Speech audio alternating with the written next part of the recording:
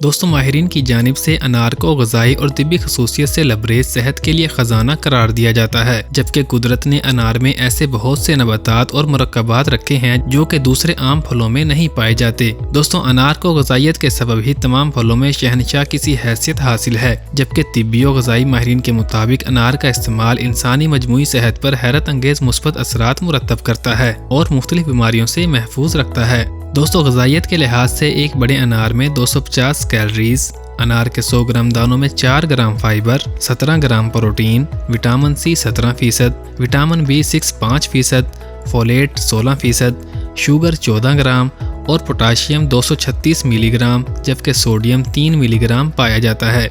दोस्तों, ग़िज़ाई माहिरीन के मुताबिक अनार मिनरल्स और तवानाई से भरपूर फल है, जिसमें calcium, potassium, phosphorus, iron, hydrochloric acid, phytochemicals, antioxidants, polyphenol, कम calories, vitamin A, vitamin B, vitamin C और बायो एक्टिव कंपाउंड्स पाए जाते हैं।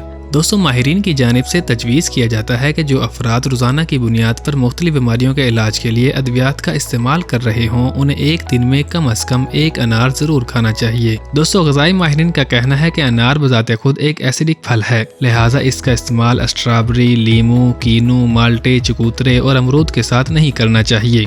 तो चलिए दोस्तों, अब बात करते हैं अनार के साथ किस फल का इस्तेमाल नुकसानदेह साबित हो सकता है। दोस्तों, वीडियो में आगे बढ़ने से पहले मेरी आप सभी देखने और सुनने वालों से एक छोटी सी गुजारिश है कि आप हमारे हेल्थ प्राइम यूट्यूब चैनल को ज़रूर सब्सक्राइब करें।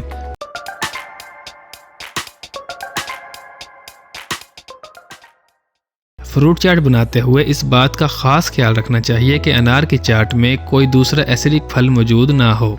अनार के इस्तेमाल का सही तरीका। दोस्तों, ग़िज़ाई माहिरीन के मुताबिक अनार के सिर्फ जूस का इस्तेमाल करना और इसके बीजों से परहेज कोई सेहतमंदाना अमल नहीं। अनार में बड़ी मिकदार में फाइबर मौजूद होता है, जिससे भूख कम और हाजमा बेहतर होता है। दोस्तों, ग़िज़ाई माहिरीन का कहना है कि कोई भी फल हो, हमेशा मुकम्मल गूदे समेत खाने ही से फ़वाइद हासिल होते हैं। चूँकि अनार के बीजों और उसके अंदर बारीक झिल्ली में फाइबर होता है, इसीलिए इसे मुकम्मल खाना चाहिए। अनार को ग्राइंड करके स्मूथी की शक्ल में भी इस्तेमाल किया जा सकता है।